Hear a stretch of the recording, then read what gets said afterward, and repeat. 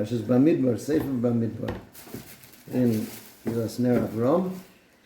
So we have the Avodah of the Leviim, and as usual, Bamidbar comes out before around Shavuos, and there are lots of tie-ins between what we find in the Parsha and Kabbalah Satorah. So the Tolna Rebbe Shlita in his Shalshudas Droshes, this is a collection of Shalshudas Droshes, he a couple of times spoke about a fascinating halacha that you have with the Avodas Leviim. It's also an interesting Gemara which is described. Ish al avodaso v'amaso. We see that the Leviim are given different tasks, each one with his avodah that he's supposed to do, and with his masa, that which he carries as his burden. So the Gemara in Maseches Erchin says like this: Amar Abaye says, Naktinon meshorer sheshi'er b'shel chavero b'misa. If you had a Levi who was a singer, he was in the choir, and his friend wasn't such a singer, but he was in charge of opening and closing the gates of the Beis Medrash. If the singer decided that he would close the gates that his friend is supposed to be closing, he's chayav misa. Beis Hamikdash, sorry. Yeah, he's liable for the death penalty. Okay, Tanya, it brings a brisa with a story. It says, Maisa Rabbi Yeshua bar Chananya shahalach l'sayeh ba'agafas delosos etzo Rabbi Yochanan ben Gudgada.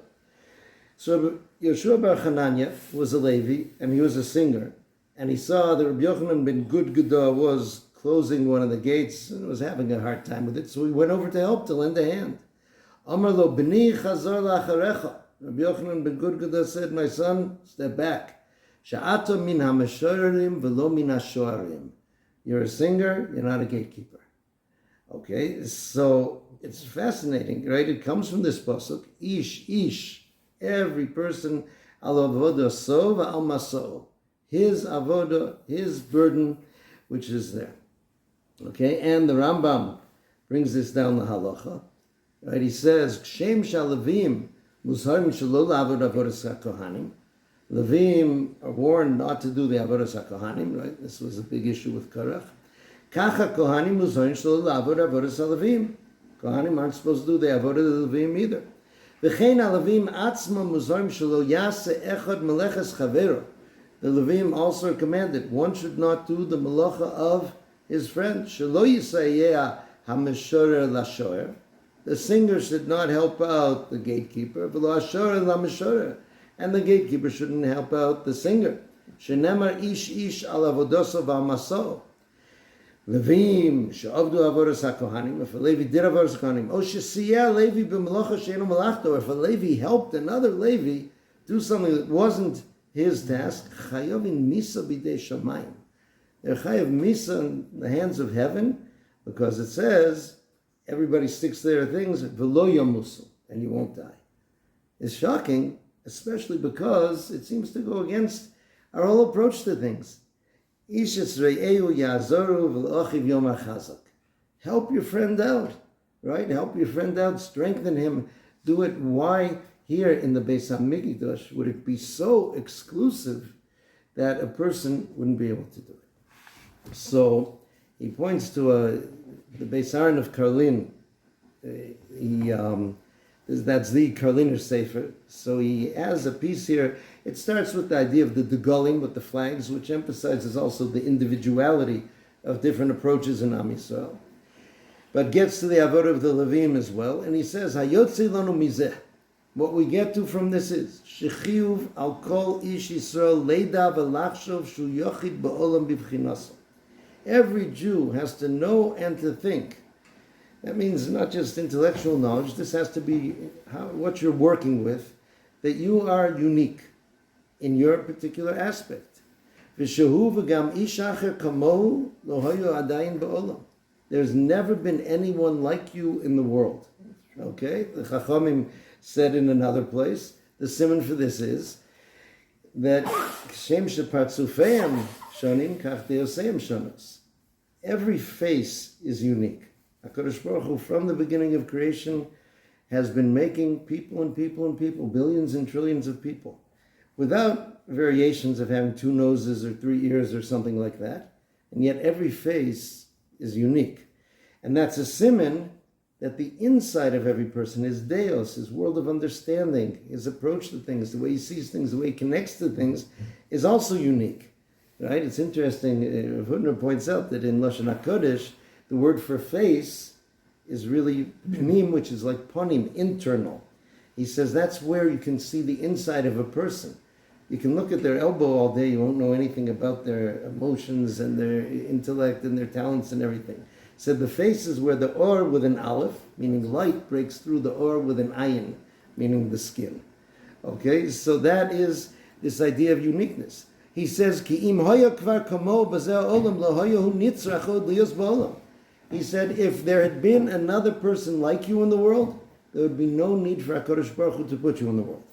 If you are here, you must know that you have something unique to do, that you are able to do that other people aren't. Doesn't matter if other people are greater than you in Torah, greater than you in intellect and strength and wealth and any of those things, they're not you. Okay? He says, each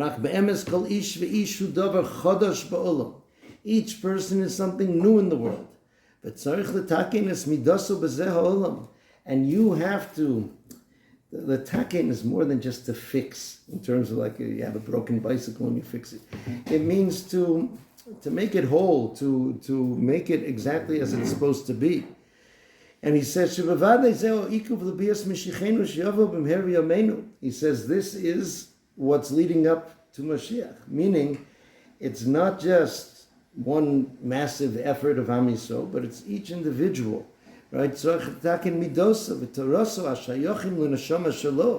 Everyone has the midos and the mix of midos that are unique to them. It's always a unique blend. And the Torah that's shaykh to that person's neshama, right? And that will bring the bias goel tzedek. So we definitely see this with people throughout. We find that different people are attracted to different areas in Torah. Okay, and there's an idea. Chazal say, "Edom lomed ela mashalibo chofetz." A person really learns that which his heart desires. Now, obviously, there's a certain baseline of learning that we all need to do in order to know how to live as Jews. But when it comes to where you're going to put your kochos into learning, when you have some learning you're able to do individually, so there you're supposed to feel, what does your heart desire? What are you drawn to? Right? Are you drawn to Tanakh? Are you drawn to Medrash? Are you drawn to Halacha? Are you drawn to current Halacha and Shalas and Shuvas? It's endless areas of Torah that a person is supposed to find their chelik in Torah and find what's there. It's interesting, there was Professor Lev, all of us know, the Mechon Lev, the institute. I taught there for a bunch of years way back, so he founded it. So he told me that he had the following approach to learning. He said, I had my learning that I would do Keseder. I don't know if he did Daf Yomi, he had different things he would do. But he said, but I always had a topic on the side that I was interested in, that I was looking into and trying to find more sources for at my own speed. Right? Obviously, he was a scientist, right? He was interested in physics, he was interested in other things, so sometimes it was on the interaction of those things with Torah. But he said, and there, that would be like where I really let myself go, and I go into the things, and you almost reach a level of expertise, and you get some unique knowledge in these things. That was where he felt his heart really sang, and a person's supposed to try to look for some things like this. Okay, and this is a big key when it comes to Matan Torah, because Matan Torah wasn't just a general giving to Am Yisrael, but it was given to individuals. The Mechilta and other places in the Medrash say that if one Jew had not been there at Kabbalas Torah, no matter who, meaning that's even Dasan and Aviram, they were there then. We know that in Mitzrayim they were already negative people. They had it in from Moshe Rabbeinu. It's an interesting question, how and why they made it out, okay, but there they are. And if they had slept in and they hadn't been there for Kabbalas Torah, it wouldn't have happened. Okay, so that is a template for how the Torah goes on from them. That each individual has their chelik in Torah, and that's something we have to daven for. V'sein chelkeinu b'sarasecha. Give us our chelik in your Torah. And that means each person's chelik. So here, when it comes to the Leviim, the Beis HaMikdash is oftentimes different than other places of our avoda. Right? For example, right, it's an interesting side topic. In Parshas Emor, when you see that Kohanim who had a mum weren't able to do the avoda in the Beis HaMikdash. I was talking with someone that said it felt very bad. Here you have, let's say, a family of Kohanim. Father does the avoda, this brother does the avoda, and there was a boy who was born with some kind of physical mum, some kind of deformity or something, and he's told, you can't do the avoda. It's heartbreaking, right? And why? And does physical appearance mean so much to us in Yiddishkeit? The question comes from a Gemara, right? I forget which of the Chachamim it was, that Hahi Matronisa, this Roman princess, said to him, Chachma mefueres b'kli mechor. You're so wise, but you don't look so good. Why would beautiful wisdom be in an ugly vessel? So he asked her, where does your father keep his wine? In ugly clay vessels. What's with him? He's a king. Shouldn't it be in gold and silver vessels? She said, you're right. She told the servants, pour all the wine into the gold and silver. Right? Very quickly, right? We have someone who knows what happens. Right? It became sour. It became terrible. So the king was upset. He lost his year of wine there. He said, he asked his daughter, who told you this? So she told him, the Chacham. He asked him, why did you say this? He says, I know people that are handsome and they're very wise. And he said, if they were less handsome, they'd be even more wise. Okay, so here it's strange. The Kohanim, on one hand, want this, and Bichlal with the Kohanim, the Begodim of the Kohen Gadol, the Kavod Tiferes, right? Very valuable gold and all these things. Does that seem us? So an answer, this I heard from the Talmud Rebbe also, is that there are different tafkidim. The tafkid of the Beis HaMikdash is there to be a center that when people come, they are affected by their experience. Right? The Sefer HaChinuch says this. It says that's why we have so many mitzvahs that would require Jews to go up to the Beis HaMikdash. You are supposed to see this, and it's meant to make this impression upon you.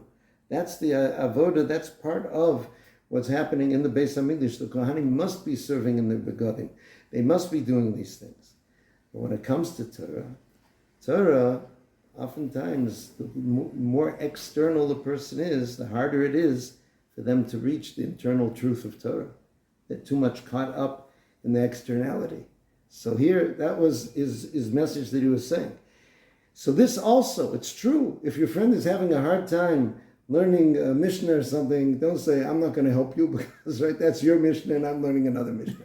Obviously, help your friend, right? Ish Yisrael Yazoru.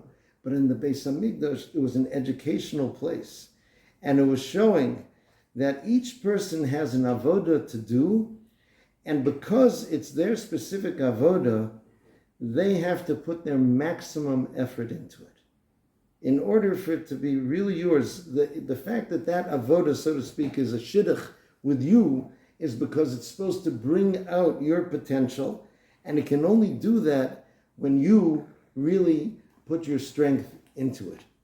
So this brings us to a fascinating thing. The Gemara in Brachos says that there are three gifts that HaKadosh Baruch Hu gave to Am Yisrael, and we only get them through Yisrael. Torah, Eretz Yisrael, and Olam Haba. Those you can only get through Yisurim, through suffering. Now, this is a fascinating picture because sometimes people assume that all suffering that a person has in life comes as a punishment, comes as an onish. But if you ask questions on that, it seems, in other words, sometimes a person is born in a situation of suffering. Let's say someone's born with some physical situation that causes them pain, right? You can't say that they didn't have Avera, and that our greatest tzaddikim, we've seen, suffered in many, many ways. If you read the biographies of Gedol Yisrael, right, you can have just taking the Chazon Ish for a small instant, right, he was very ill and weak in many ways, even though he learned Torah with incredible strength, more than any of us, right? He never had children. There were a variety of other things in his life that were very, very painful. Right, and yet, and he became, not just despite that, but in certain ways because of that. Okay, so that's why this Reb Shimon Spitzer, who was a friend of mine, and we talked over this topic, and he brought it down in the Shiurim, because when Chazal say that if the person sees that suffering is coming to him, so yifash peish b'maisav, go through your actions. Pish peish v'lo matza. If you sorted through, you didn't find a particular avera there, so yitla b'bittul Torah, it must be bittul Torah. So this is very hard. First of all, if I start to sort through my maisim, I find huge amounts of averas. So if I'm looking for an avera that I'm supposed to fix that brought this yisurim, how do I know where to start? Right? And everybody has averas. So this idea, pish peish v'lo matzah, could it be a person that looked and found no averas? And then yitla b'bittul Torah, it must be his bittul Torah, but everybody has bittul Torah. Because the idea of v'gisa bo yomam v'layla, that you don't have a minute or a second that could be used for Torah, that used for something else that wasn't a life necessity, is something almost no one can reach. So the answer, it was interesting, he davened for an answer for this. He was actually he's a Stoner Chassid, so he went to Europe, he was by the kever for the yahrzeit of one of the Stoner Rebbe's, and he was saying Perakuf Yutes. And in Perakuf Yutes, so the Pasuk says, Tovli ki unesi, it is good for me that I was made to suffer, Laman elmad chukecha, so that I will learn your laws. What does that mean? Right? So he says that this means that my chelik in Torah comes from dealing with the difficulties and limitations of my situation. That's going to be my chelik in Torah. The Chidah says like this. What's the source? Where is this? So this is a pasuk in Kuf Yud Tes, pasuk Ayin Aleph in Tilim. Tilim. So the Chidah, he has a sefer Chastei Avos. He says like this: Kol echad kibel chelko b'Torah b'Sinai. Each and every one of us got our chelik in Torah b'Sinai. Imu yirei shamayim. If he has yer shamayim, reishis chachma yiras Hashem, hu motzi la'oras hashi kibla nishmaso. He will bring out to the light of the world that chelik that his neshama got. V'achidush hahu, and a chiddush doesn't necessarily mean a chiddush like that's written in a sefer, chapter 22, your chiddush and the laws of Tum and Tahara. It means something new, an aspect of Torah, of Avodas Hashem, of doing mitzvahs that nobody else has done. He says, Ein acher yochel lechadsho, ki hu chelko. Nobody else can bring that into the world because that's his chelik. V'adin chidushim v'hiluchim ba'avodas Hashem yisbarach, right? Meaning, ways to approach Avodas Hashem, ways to deal with Avodas Hashem, Ashayochim l'shoresh nishmaso, right? That this has to do with his shoresh neshama. Davka, specifically him, lo yuchal echad lahasik, another can't get it. Now the Marsha, in explaining this idea of Torah coming through Yisurim, explains like this. He says, Ki shloshes elu, right? Yevshar lahasig al yidei tanugim, right? You can't achieve Torah, Eretz Yisrael, or Olam Haba, just by kind of sitting back in your chair with, people peeling grapes and popping them into your mouth. Harotze lahasig es chelko b'Torah, he says, muchrachu sheyavru olav Yisurim. A person who wants to acquire his chelik in Torah has to go through Yisurim. Ki rak al yidei Yisurim yasig havonos chadoshos hashayachos lo. Only through those difficulties in life will he be able to reach those chidushim, those whatever new aspect of Torah he brings into the world that's shaykh to him. So just as, so to speak, with the Leviim and the Beis HaMikdash, it was hard for this guy. He's straining to close this heavy gate of the Beis HaMikdash. Someone else couldn't help him. That was his thing he had to do. Sometimes HaKadosh Baruch Hu brings us difficulties that we have to work within and push back against and deal with in order to bring out that specific chelik. The famous, two famous things from the Kotzker that relate to this. One is, it says, Chazal said that Nebuchadnezzar liked to write poetry. And Nebuchadnezzar started writing Shira, praising Hashem. Right? Some of the phrases in Kol Ribon come from things that Nebuchadnezzar said. You find in like the Sefer Daniel and such. Antu Malka Melech Malchaya. So he wrote these poems of praise to Hashem that were better than David HaMelech's. It was better. So this made Rash and Shamayim. And I think it was the Malach Gavriel asked, He's to take care of this. He wanted to do something about it. He came down and he slapped Nebuchadnezzar in the mouth, and he stopped saying Shira. So the Kotzker asked, that doesn't seem fair. Shouldn't it be an open market? And Nebuchadnezzar is writing the Shira, praising Hashem, that's better than David HaMelech. Fine, put that in the Sefer Tehillim. He answered, what does it mean? It wasn't that he broke Nebuchadnezzar's mouth so he couldn't say Shira anymore.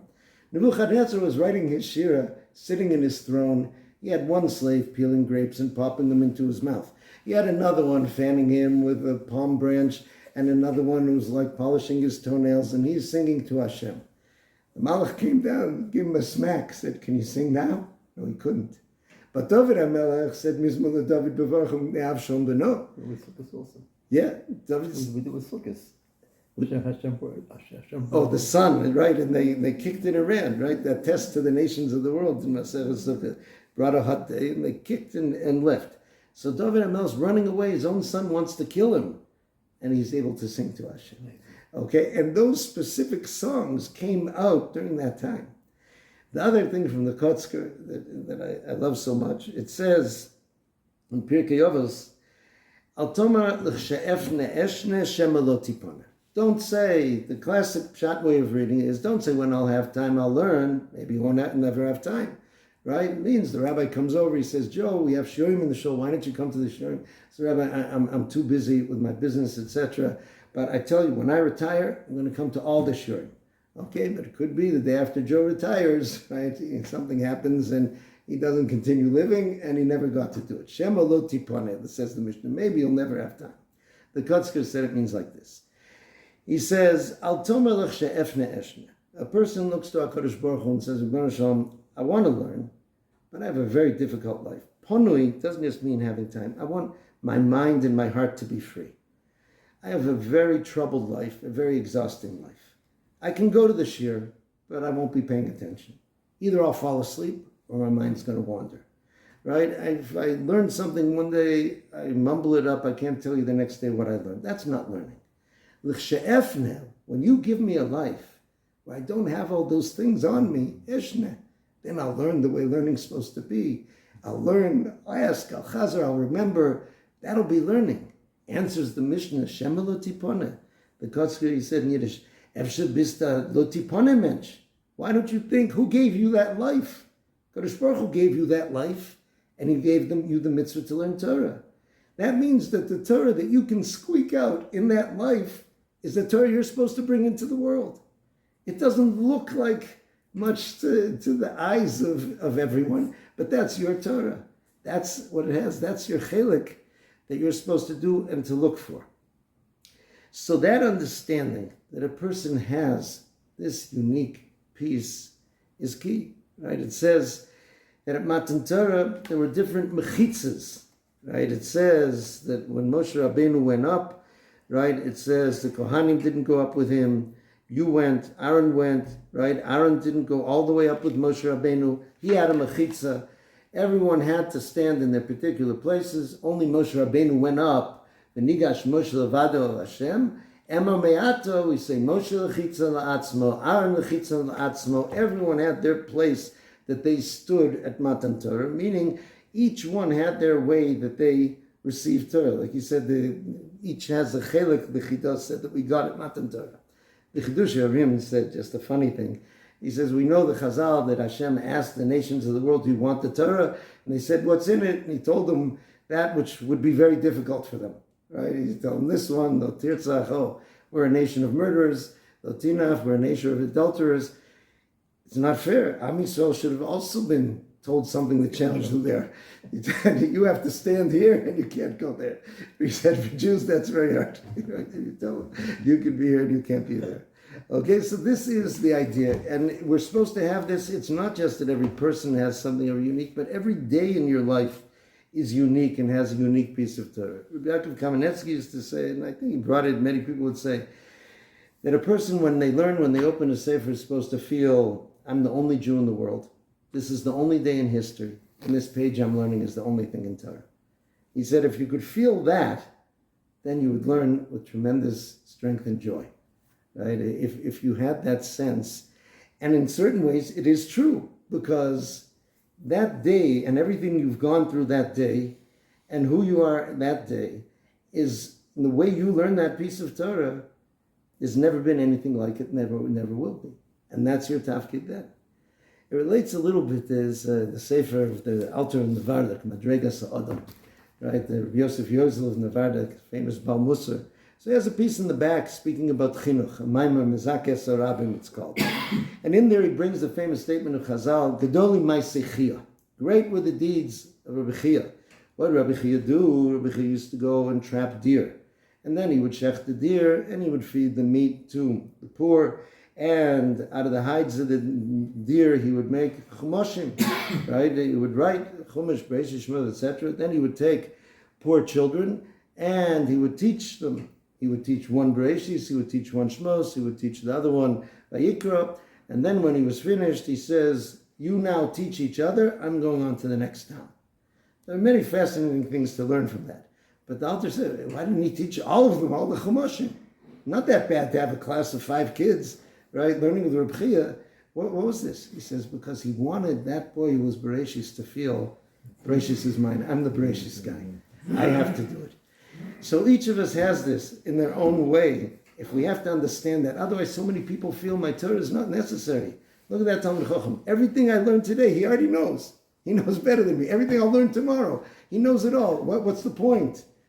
It's very different. Each and every one of us. There was a certain Israeli professor who was criticizing the idea of the proliferation of yeshivas and yeshiva students. He says, listen, we all agree the Talmud is a great work of, world literature and wisdom, just like Shakespeare. He says, every self-respecting country has universities where they're experts in Shakespeare. How many experts in Shakespeare do you need? Meaning, if you have a kasha on Hamlet, there's someone you can go and you can ask, and he'll tell you Pshat in Hamlet. Everybody has to learn Hamlet, but you has to do it. That's because he doesn't understand the idea of Torah and people's chilek in Torah. That's why we daven, Sein Chalkeinu V'Sor Sechel.